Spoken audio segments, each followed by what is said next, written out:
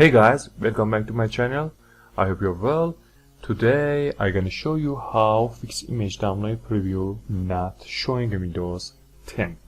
Please don't forget to subscribe and press that bell icon to never miss the update. Let's start the video.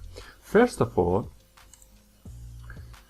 as you can see, there's no preview in this image. So what can I do? First of all, you should click on File, and then you should click on Change Folder and Search Options.